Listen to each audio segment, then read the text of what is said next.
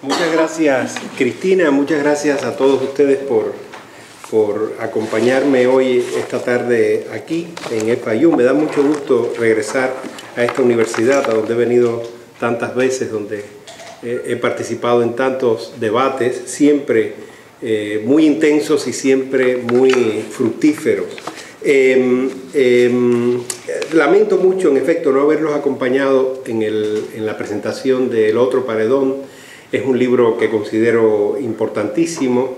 Creo que estoy de acuerdo con la mayoría de los planteamientos que se hicieron en esa presentación y agradezco a Marlene y a Juan Antonio la lectura que hicieron de una parte del texto mío editado en esa publicación. El tema que, como bien decía Cristina Eguizábal, que les propongo para debatir entre todos, yo solamente haré algunas sugerencias y luego entre todos discutiremos sobre este asunto, tiene que ver con lo que he llamado yo la soledad constitucional del régimen cubano en la América Latina contemporánea. Ese es el tema fundamental. ¿Qué quiero decir con soledad constitucional? Bueno, que el régimen cubano está regido desde un punto de vista normativo y desde un punto de vista práctico por un conjunto de instituciones y una serie de leyes consagradas en esa Constitución. Es la Constitución de 1976, reformada en 1992 y reformada a su vez en el 2002. Ustedes saben, entre los constitucionalistas hay un debate sobre si la Constitución de 1992 se puede o no considerar una nueva Constitución. Algunos piensan que sí, otros piensan que no, pero también no hay que olvidar que esa Constitución, sobre todo, como veremos en lo que yo entiendo que es un núcleo totalitario, tiene importantes adiciones entre finales de los años 90 y el año 2002. Pero bueno, el tema es ese, o sea, la falta de conexiones, de diálogo, de referencias que tiene esa Constitución, que proviene de la tradición, fundamentalmente de la tradición soviética, con las constituciones actuales que rigen la vida pública en América Latina, incluidas las constituciones promulgadas en la última década por los gobiernos de la izquierda latinoamericana. La Constitución bolivariana de Chávez de 1999 y las constituciones de los gobiernos, impulsadas por los gobiernos de Evo Morales en Bolivia y Rafael Correa en Ecuador en 2008 y 2009, y todo el debate constitucional que hay entre la izquierda latinoamericana. Lo que yo veo es que, como en otros aspectos, la experiencia cubana se queda al margen de ese debate constitucional que tiene lugar en la izquierda latinoamericana. Ese es el tema central del texto. Cristina lo presentó, que hablaría un poco sobre las posibilidades de la constitución actual cubana para una transición, y luego del tema del aislamiento constitucional de Cuba en América Latina hoy. Lo que yo traigo es más sobre el segundo tema que sobre el primero, pero al final creo que debemos entrar también en este asunto muy polémico, muy debatido, sobre qué posibilidades, o si no hay posibilidades de aprovechamiento de la actual Constitución en un proceso de cambio político profundo en Cuba. Bien, no sé, seguramente ustedes habrán leído, algunos estudiosos de la historia de la izquierda latinoamericana en los últimos 20 años, sobre todo, como Alan Engel, Jorge Castañeda, o los estudios ya clásicos de Regis Debray, en los que señalaban una paradoja que me parece que sigue siendo válida, y es la paradoja de que la revolución cubana y el régimen político que se deriva de la misma despiertan muchas simpatías y muchas identificaciones ideológicas en América Latina. Como sabemos, muchas identificaciones de tipo casi hasta fanático, ¿verdad? Fervor, un verdadero fervor en muchos sectores. No todos los actores políticos latinoamericanos, como sabemos, celebraron de manera entusiasta el advenimiento de ese régimen, pero yo diría que sí, que hubo una resonancia ideológica muy favorable a la Revolución Cubana entre 1952 y la primera mitad de los 60 en todos los países latinoamericanos. Sin embargo, estos autores señalaban la paradoja de que, así como había mucho respaldo simbólico, prácticamente ninguno de los actores políticos de izquierda, incluso los de izquierda más radical, se proponía realmente reproducir el modelo constitucional cubano o el modelo institucional cubano que se estaba creando desde los años 60 en sus respectivos países. La paradoja tiene que ver con un apoyo simbólico, un respaldo ideológico al régimen cubano desde América Latina y al mismo tiempo un rechazo a su modelo institucional y a su constitución, específicamente a sus referentes constitucionales. Decían estos autores que tal vez esa recepción mayoritariamente entusiasta en América Latina tenía que ver más con el hecho de que esa revolución era vista como portadora de un método para llegar al poder antes que como un modelo constitucional adaptable, ¿verdad? Dice, a diferencia de lo que sería un modelo constitucional adaptable, que se veía demasiado encapsulado en el paradigma soviético, el socialismo cubano dio un gran impulso a las izquierdas nacionalistas y populistas y a las corrientes comunistas más heterodoxas de la región por medio de la defensa de la lucha armada, de la oposición radical a la injerencia de Estados Unidos en América Latina, de la asunción de un proyecto anticolonial y antiimperialista y de la actualización de programas sociales como los relacionados con la alfabetización, las campañas de vacunación y sanidad rurales o la propia reforma agraria. La Revolución cubana tuvo sin duda un efecto revitalizador sobre los partidos comunistas y sobre las organizaciones y movimientos del nacionalismo o el populismo latinoamericano. Saben que Castañeda, por ejemplo, y Alan Engel hacen una distinción entre las dos grandes tradiciones de la izquierda latinoamericana hasta mediados del siglo XIX. Dicen, por un lado la comunista y por el otro lado la populista, ¿verdad? La comunista era la organizada en torno a los partidos comunistas que se crearon en toda América Latina desde los años 20, y la populista sería aquella que se deriva de experiencias de gobiernos como los de Getúlio Vargas en Brasil, Lázaro Cárdenas en México o Juan Domingo Perón en Argentina, ¿verdad? Sin embargo, los más fieles seguidores del régimen cubano se ubicaron en una nueva generación que, al adoptar la metodología revolucionaria del foco guerrillero, se apartaron a la vez del comunismo y del populismo tradicionales de la región.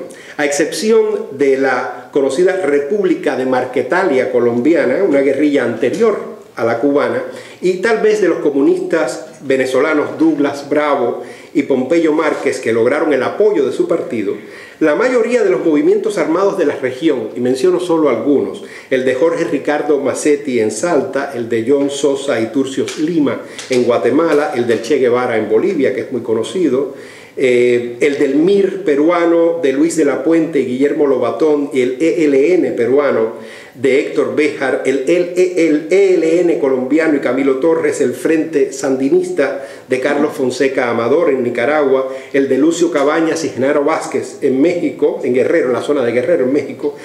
Casi todos esos, aunque provinieran de organizaciones populistas o comunistas, no contaron con pleno respaldo de los partidos del populismo o del comunismo latinoamericano. Fueron, podemos decir, actores políticos nuevos, las guerrillas, ¿verdad? El gobierno cubano, por medio, como es sabido, por medio del Departamento de América del Comité Central, dirigido por el comandante Manuel Piñeiro, asumió el adiestramiento militar y buena parte del respaldo logístico y financiero de aquellas guerrillas rurales en los años 60, así como de las guerrillas urbanas de los tupamaros uruguayos, los montoneros argentinos y las nuevas organizaciones político-militares centroamericanas, sobre todo en Nicaragua y El Salvador en los 70. Esa labor, que generó no pocas tensiones con la Unión Soviética y con la estrategia de Moscú hacia América Latina, no impidió que La Habana mantuviera una interlocución permanente con los comunistas y populistas latinoamericanos, fueran estos partidarios o críticos de las guerrillas. No obstante que esa interlocución es perfectamente documentable, entre los años 60 y 70 resulta difícil localizar el influjo, la ascendencia del modelo institucional y constitucional cubano en aquellas experiencias de la izquierda que se acercaron al poder o que lo alcanzaron. Cuando entre 1961 y 1964, por ejemplo, el presidente João Goulart emprendió un proyecto de izquierda en Brasil, aliado de Luis Carlos Prestes y el Partido Comunista brasileño, introdujo elementos de agrarismo, alfabetización, buenas relaciones con la Unión Soviética y con Cuba y límites a la injerencia de Estados Unidos en la economía brasileña. Aún así, el sistema político brasileño en esos 5 años solo se desplazó del parlamentarismo al presidencialismo, manteniendo la tradición populista de Getúlio Vargas, del varguismo, dentro de los límites de una constitución democrática y liberal, que es la Constitución Democrática y Liberal brasileña de 1946. ¿Verdad? Lo mismo podría decirse del segundo gran experimento de gobierno de la izquierda latinoamericana en aquellas décadas, que es el de Unidad Popular y Salvador Allende en Chile, entre 1970 y 73, derrocado como el de Goulart por un golpe militar de derecha. Allende ganó la presidencia de Chile como marxista-leninista, así se presentaba él, ¿verdad? A diferencia de Fidel Castro en los primeros años de la Revolución Cubana, que defendía la vía chilena al socialismo y emprendió desde el poder un programa radical que aspiraba a la nacionalización de la minería, de los monopolios industriales, del comercio exterior, la banca, los seguros y otras empresas de energías y transportes, además de profundizar la reforma agraria emprendida por el gobierno demócrata cristiano de Eduardo Frei. La reforma agraria en Chile empieza antes de la llegada de Allende al poder. Unificar el poder legislativo en una asamblea popular y reorientar las relaciones exteriores de Chile a favor del campo socialista, la Unión Soviética y Cuba, por supuesto.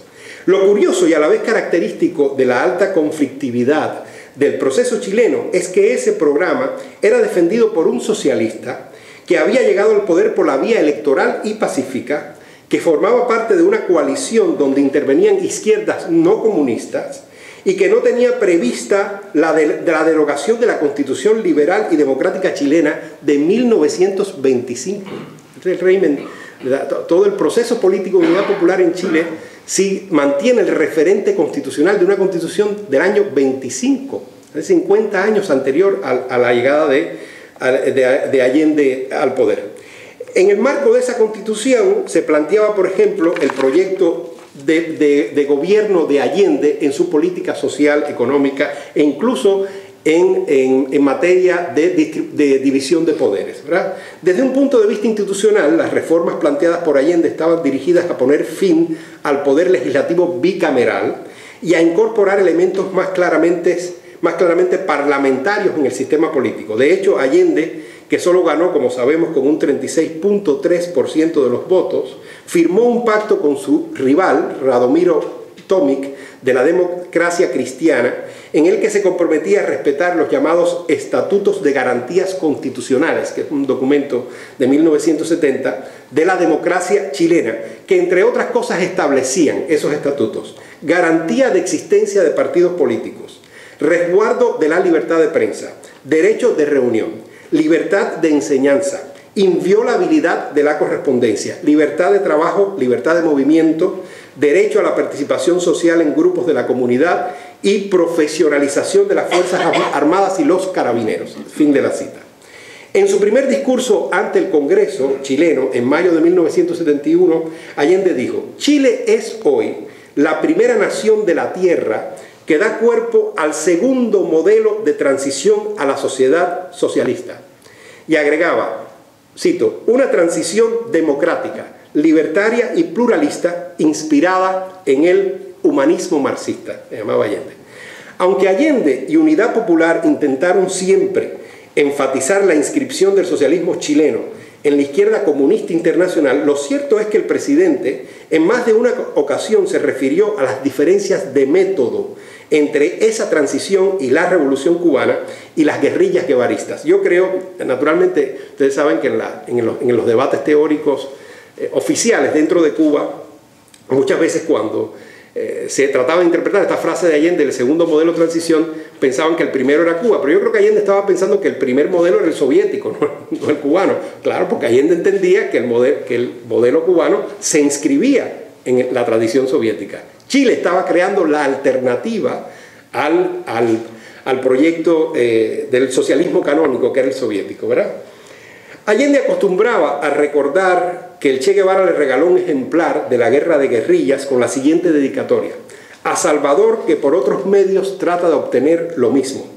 En su conversación con Debré, hay un famoso libro de Regis Debré que se llama Conversación con Allende, el presidente chileno hablaba de diferencias tácticas con Fidel y el Che, mientras que el marxista francés presentaba las mismas. Debré interpretaba eso que llamaban muy diplomáticamente diferencias de método, diferencias tácticas. Debré entendía como posiciones políticamente distintas, ¿verdad? El debate que introdujo la transición chilena en la izquierda latinoamericana fue profundo, y los esfuerzos que hicieron los comunistas chilenos y cubanos por sobrellevar aquellas diferencias fueron bastante sofisticados. Tomás Moulian, que es un sociólogo y politólogo chileno actual, ha descrito aquel dilema como la dificultad de conciliar los imaginarios, cito, de la revolución y la transición, del socialismo y la democracia. El golpe de Estado de Augusto Pinochet contra el gobierno de Allende y Unidad Popular en septiembre de 1973 reforzó las opciones violentas de la izquierda regional, como pudo confirmarse en las guerrillas urbanas de los Tupamaros en Uruguay y los Montoneros en Argentina, y sobre todo en las llamadas organizaciones político-militares de Nicaragua, El Salvador y Guatemala, que trasladaron el eje de la atención de la Guerra Fría hacia Centroamérica. La indudable rearticulación de la izquierda revolucionaria en América Latina bajo las dictaduras militares del Cono Sur, los Andes y Centroamérica, y el importante rol de La Habana en la misma no implicó, sin embargo, una mayor reproducción del modelo institucional y constitucional del socialismo cubano en la región. Este es mi argumento central. La Constitución Socialista Cubana, adoptada finalmente en 1976, tuvo un impacto reducido en los proyectos constitucionales y políticos de aquella izquierda revolucionaria, incluida la nicaragüense, que llegaría al poder, pero que desde él mismo implementaría una concepción del Estado notablemente distinta. Este desencuentro entre una aproximación diplomática e incluso un respaldo simbólico a la revolución cubana y una institucionalización política diferente a la que se impulsaba desde la isla podría ejemplificarse, por ejemplo, con la última etapa del sexenio de Luis Echeverría y la primera de José López Portillo en México, cuando el secretario de Gobernación Jesús Reyes Heroles promovió una importante reforma constitucional democratizadora. Ustedes saben que los debates teóricos de las ciencias sociales y políticas en México hoy, a estas reformas de Jesús Reyes Heroles se les ubica como el antecedente de la democratización que ha habido en México de los años 90 para acá y que da lugar a la elección en el 2000 por primera vez de un político, no del PRI, de un político opositor que fue Vicente Fox.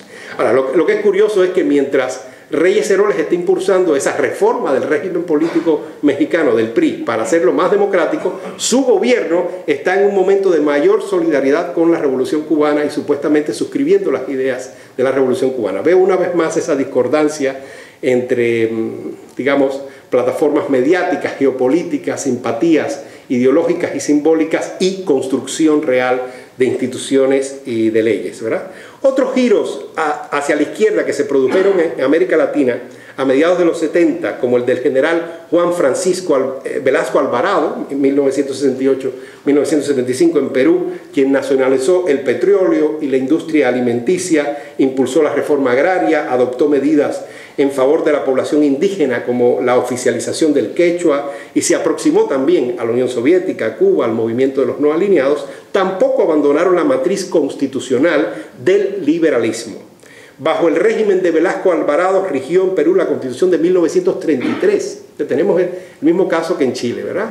Una vieja constitución liberal republicana que es la plataforma de los cambios, promulgada por Luis Miguel Sánchez Cerro, el militar que dio el golpe de Estado al presidente Augusto Leguía y que sería ejecutado por el APRA, una ejecución del APRA, ¿verdad? Casos como los de los gobiernos de Velasco Alvarado o de Luis Echeverría y López Portillo en México serían ilustrativos de la falta de correspondencia entre las simpatías ideológicas y el impacto constitucional real del régimen cubano en América Latina.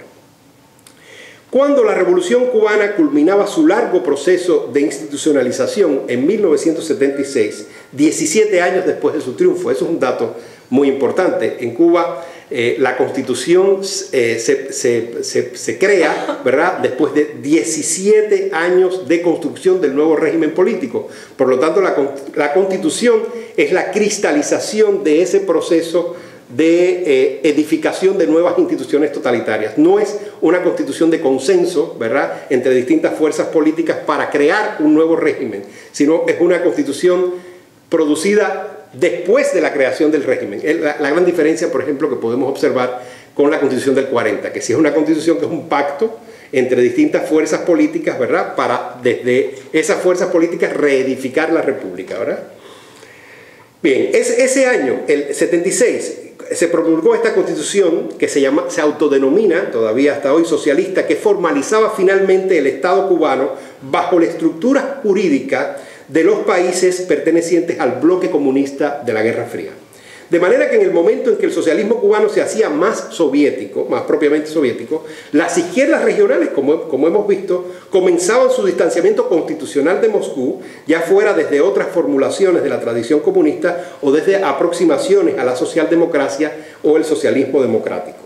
Algunas instituciones de ese sistema, del sistema de tipo totalitario comunista en Cuba, como el poder popular, ¿verdad?, eran ligeramente distintas, por lo menos en la redacción, a los soviets y sus equivalentes legislativos y administrativos del campo socialista, e intentaban a veces retóricamente inscribirse en otras tradiciones como la jacobina de la Revolución Francesa. De hecho, el lenguaje en que estaba redactada la Constitución del 76 aún debía mucho a la Ley Fundamental del 59 y a la propia Constitución del 40, sobre todo a la Ley Fundamental del 59. Pero en la práctica jurídica y política, el diseño constitucional cubano contraía sin duda su mayor deuda con la Constitución de la URSS de 1936, cuyo modelo en diversas variaciones fue adoptado por los países socialistas que se incorporaron al bloque soviético luego de la Segunda Guerra Mundial. Especialmente los capítulos referidos a la, cito, organización social, organización del Estado, órganos superiores del poder del Estado, despojados, como sabemos, de su naturaleza federal. Ese capítulo en la Constitución estalinista, la Constitución redactada por Stalin en el 36, órgano superior del poder del Estado, tenía una concepción federal, porque la Unión Soviética introducía un federalismo. Si uno le quita la parte federal, todo lo demás se reproduce tal cual en la Constitución cubana del 76, ¿verdad? Y sobre todo los órganos locales del poder del Estado, tribunales y ministerio público, y derechos y obligaciones de la Constitución soviética. Los derechos, la parte de derechos y obligaciones está prácticamente calcada en la Constitución del 76 cubana de la Constitución soviética del año 36, o sea, 40 años después, ¿verdad? Tenemos ahí la vigencia del legado del estalinismo perfectamente retratada, ¿verdad?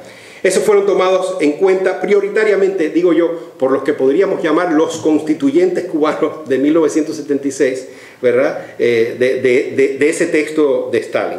Colocados bajo la bendición doctrinal de Marx, Engels, Lenin y José Martí, esos constituyentes establecieron en el artículo 5 de la Constitución que el Partido Comunista era, cito, la vanguardia organizada marxista-leninista de la clase obrera y la fuerza dirigente de la sociedad y del Estado, que organiza y orienta los esfuerzos comunes hacia los altos fines de la construcción del socialismo y el avance hacia la sociedad comunista. Fin de la cita.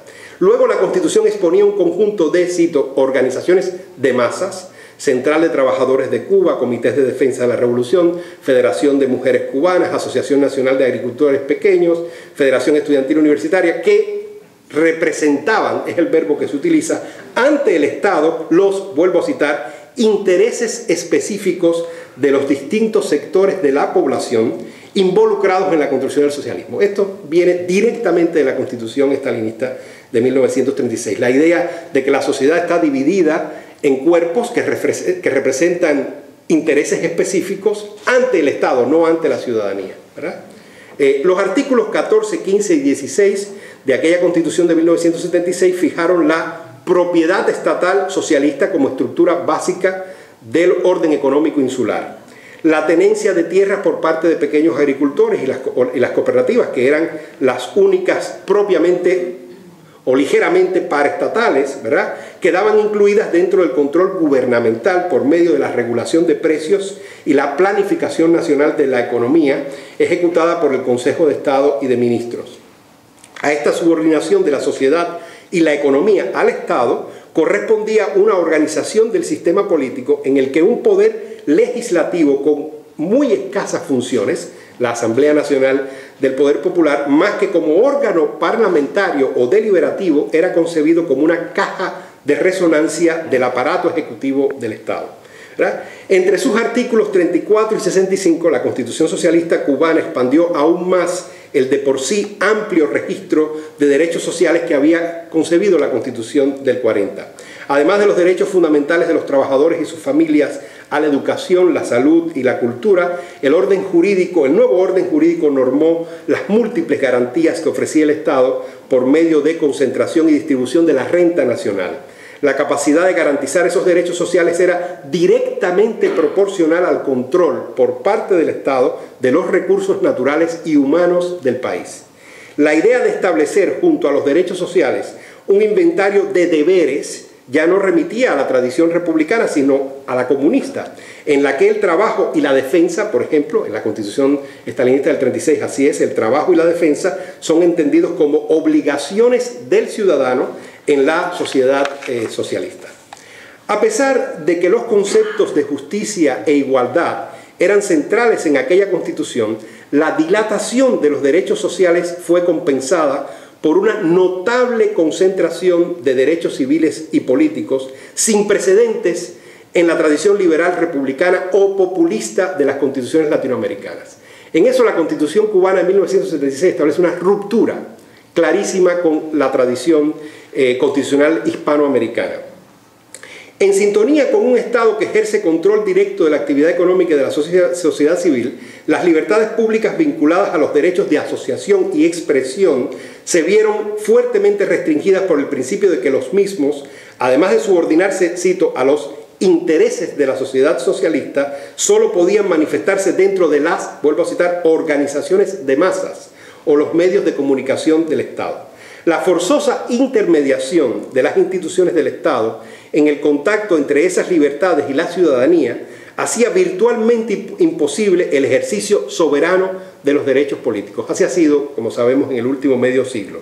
En el artículo 52, por ejemplo, se dice textualmente, es un artículo que reaparece bajo otro número en la Constitución actual, dice, se reconoce, cito, este artículo seguramente ustedes habrán leído muchas veces, se reconoce a los ciudadanos la libertad de palabra y prensa conforme a los fines de la sociedad socialista. Las condiciones materiales para su ejercicio están dadas por el hecho de que la prensa, la radio, la televisión, el cine y otros medios de difusión masiva son propiedad estatal o social y no pueden ser objeto en ningún caso de propiedad privada, lo que asegura su uso al servicio exclusivo del pueblo trabajador y el interés de la sociedad. Y en el artículo 53 se dice, los derechos de reunión, manifestación y asociación son ejercidos por los trabajadores manuales e intelectuales, los campesinos, las mujeres, los estudiantes y demás sectores del pueblo trabajador, para lo que disponen de los medios necesarios a tales fines. Las organizaciones sociales y de masas disponen de todas las facilidades para el desenvolvimiento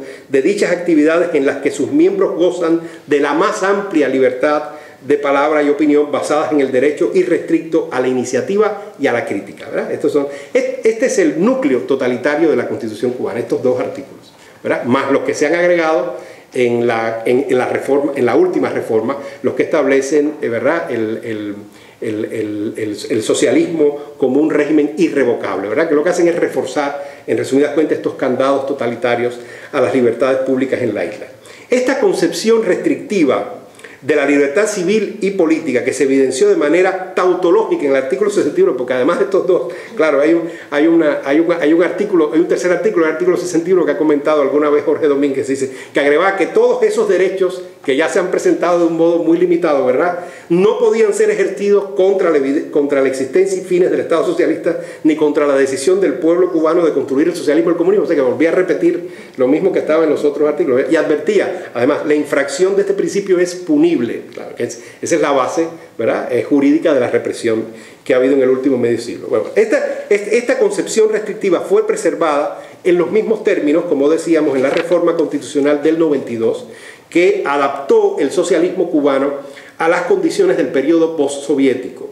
La nueva constitución de ese año avanzó considerablemente en aligerar retóricamente el aspecto doctrinario de la de 1976, en flexibilizar el concepto de propiedad estatal por medio de la admisión de la propiedad mixta y en conceder, cito, la libertad de conciencia y de religión por medio del artículo 55. Sin embargo, la reducción del ejercicio de los derechos políticos al espacio de las instituciones estatales se mantuvo y de hecho se desarrolló aún más en el sentido de su penalización por medio de la ley de reforma constitucional del 2002, que ya les mencioné, que decretó el carácter irrevocable del socialismo. También habría que decir aquí que hay un proceso intermedio entre esta reforma del 92 y la del 2002, 10 años después, que no se ha estudiado bien, que es el que se deriva de el Congreso del Partido Comunista de Cuba de 1997. Después de ese Congreso del Partido Comunista de Cuba es que se produce la legislación antídoto, ustedes saben, como reacción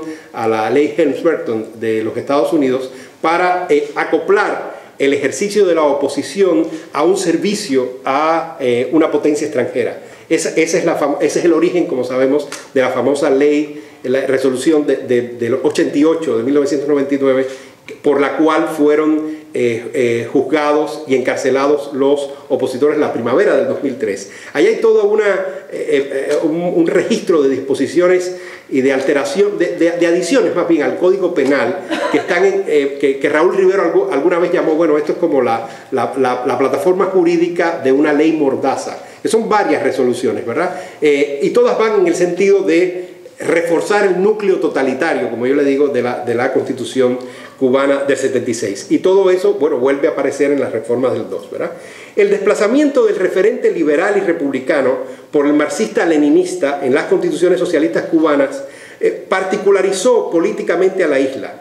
Instituciones de la Constitución Socialista Cubana, como las asociaciones vecinales de los comités de defensa de la revolución, los famosos CDRs, como las organizaciones municipales y provinciales del poder popular, que llegaron a tener importancia en la distribución social de los recursos del Estado, fueron admiradas y en ocasiones imitadas por las izquierdas latinoamericanas, ¿verdad? Sin embargo, más allá de algunas breves y heterodoxas versiones de las mismas en la Revolución Sandinista, por ejemplo, o en la autollamada Revolución Bolivariana más recientemente, dichas estructuras no han conocido otra codificación jurídica y otro funcionamiento administrativo que el que tuvieron con la experiencia cubana.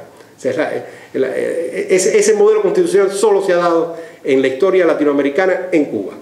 Un caso donde explorar esta coexistencia entre Cuba como paradigma ideológico y a la vez excepción constitucional, sería la Revolución Sandinista, ¿verdad? Que triunfó 3 años después de aprobada la Constitución Socialista Cubana de 1976. Fíjense que ese es un dato interesante. La Constitución cubana es del 76, la Revolución Sandinista triunfa en el 79. Pero veremos cuál es la historia. Los líderes del Frente Sandinista de Liberación Nacional, Daniel y Humberto Ortega, Tomás Borges, Sergio Ramírez, Moisés Hassan, eran admiradores de la Revolución Cubana y habían recibido apoyo militar, financiero y político de La Habana desde los años 60. Esos líderes, en diálogo permanente con Fidel Castro y Manuel Piñero, introdujeron cambios importantes en la estrategia de lucha contra la dictadura de Anastasio Somoza, sustituyendo la vieja concepción del foco guerrillero defendida por el Che Guevara y Regis Debré, con estructuras político-militares con gran capacidad de interlocución con las clases medias y empresariales nicaragüenses, políticos liberales y socialdemócratas opuestos a la dictadura e instituciones de la sociedad civil como la Iglesia Católica. Uno de los elementos distintivos de la Revolución Sandinista fue la presencia en el repertorio ideológico de la misma del movimiento intelectual de la conocida teología de la liberación. No tenemos un antecedente así en el caso cubano. A pesar de la fuerte ascendencia de los revolucionarios cubanos sobre los sandinistas, estos últimos se apartaron claramente del modelo constitucional de la isla. Otra cosa, como sabemos, es que ese distanciamiento haya sido pactado con la propia dirigencia cubana, pero el caso es que van por otro lado, ¿no? Desde el Estado de Derechos y Garantías de 1979, los líderes nicaragüenses se inclinaron por un sistema político pluralista y de economía mixta, en el que el rol distributivo del Estado no eliminaría todos los enclaves del mercado interno y externo. A 5 años de su triunfo, el sandinismo creó un Consejo Supremo Electoral, realizó elecciones presidenciales y legislativas que ganó cómodamente e instaló una asamblea constituyente que legislaría la Constitución de 1987.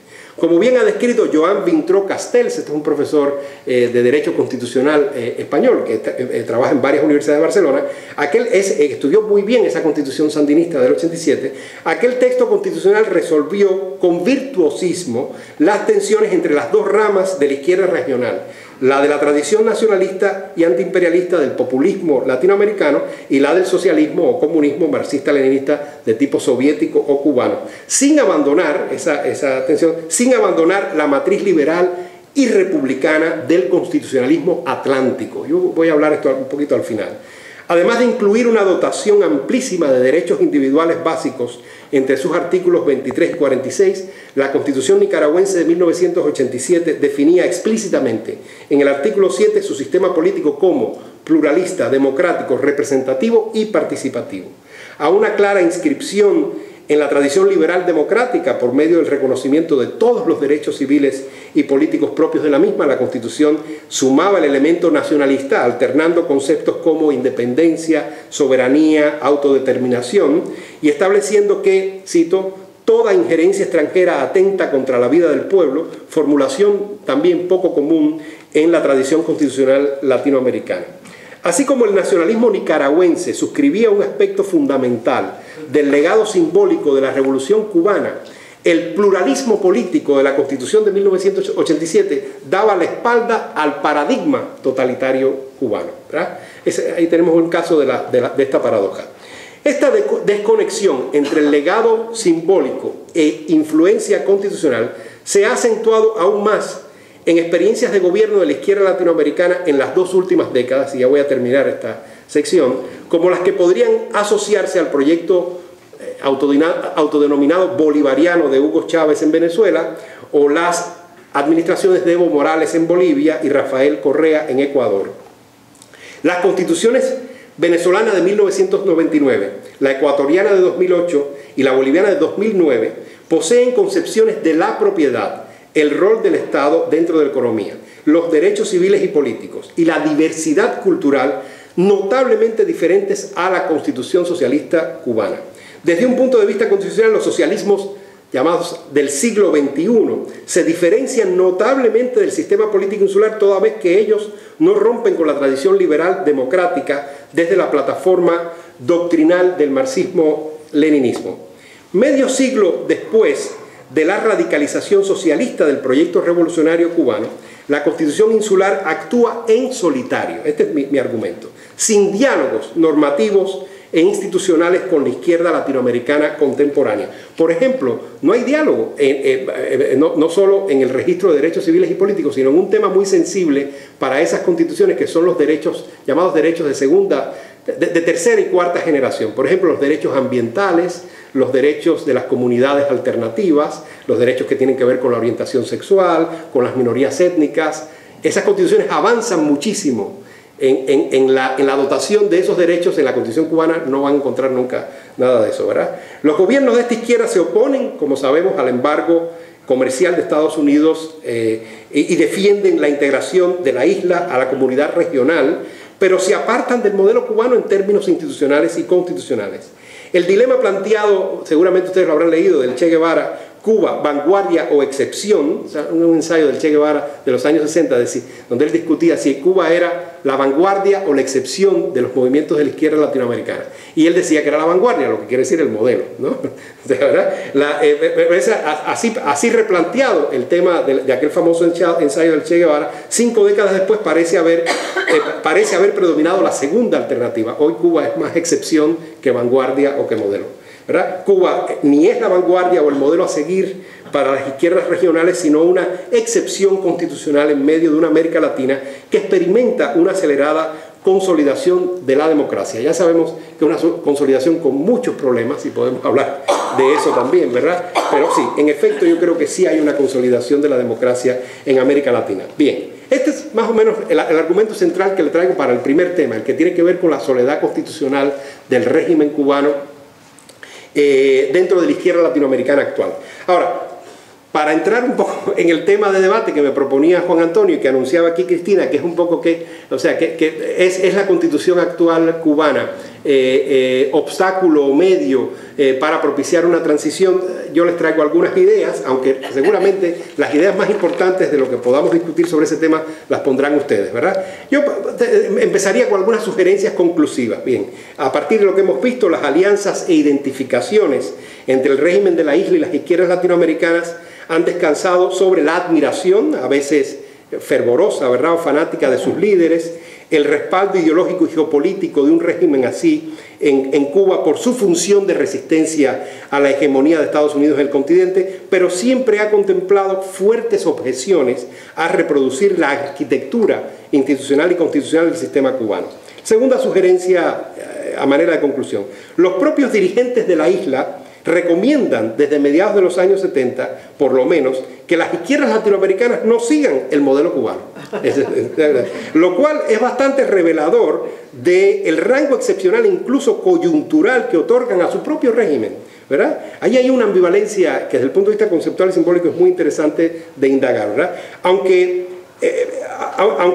pidan que no copien a Cuba, el pedir que no copien a Cuba va siempre acompañado del sabotaje, como sabemos, o la descalificación, en el menor de los casos, de cualquier otra opción de izquierda que se acerque al cuestionamiento público de la validez del modelo cubano. O sea, una cosa va con la otra. Es decir, no me copien, pero tampoco se consoliden como una alternativa pública, porque ahí les vamos encima, ¿verdad? La Habana, por tanto, no quiere que la copien para que las alianzas geopolíticas, económicas subsistan, pero tampoco quiere dejar de ser un símbolo. Yo no diría un modelo, pero no quiere dejar de ser un símbolo. Esto tiene mucho que ver con el famoso lapsus de Fidel Castro de hace algunos años, yo le llamo así, pero podemos interpretarlo de otra manera, de que el modelo cubano no funciona ni siquiera para nosotros mismos, ¿verdad? Que no les digo. Yo creo que ese lapsus podría ser interpretado como una demanda de comprensión pragmática del totalitarismo cubano y a la vez una justificación de los elementos más rígidos y represivos del mismo, que rechazan, ¿verdad? Que esos elementos son rechazados en la práctica por las propias izquierdas latinoamericanas como premisas no negociables por La Habana en un proceso de cambio en la isla y de cambio también de las relaciones de la isla con Estados Unidos. ¿Qué pasa, verdad, en medio de esta paradoja con ese núcleo totalitario de la Constitución? Se puede entender como obstáculo, como medio para una transición a la democracia en la isla. Yo respondería a ambas preguntas con un sí. ¿Ese modelo es un obstáculo para la democracia? Definitivamente sí. Si no se remueve, si se quiere avanzar en un Estado de Derecho, si no se remueven por lo menos los artículos centrales, ¿verdad?, que limitan las libertades públicas, los derechos civiles y políticos, no se puede transitar a una democracia. Ahora, es una garantía, esa Constitución tal y como está ahora, es una garantía para el desarrollo de una reforma gradual que conduzca a una cada vez mayor introducción de elementos de mercado en la isla, en la economía cubana, de autonomización de actores de la sociedad civil y de apertura de la esfera pública. Respondo también que sí, ¿verdad? O sea, es un obstáculo para la democratización, pero evidentemente no es un obstáculo para una apertura de ese tipo, una apertura que naturalmente no contemple la democratización en cualquiera de sus escenarios. O sea, concluyo por lo tanto con estos dos sí, pero nada más como un punto de partida para el debate con ustedes. La Constitución actual de la isla es a la vez un obstáculo y un medio, ¿verdad?, para una reforma o, en el mejor de los casos, una democratización del sistema político cubano. Gracias.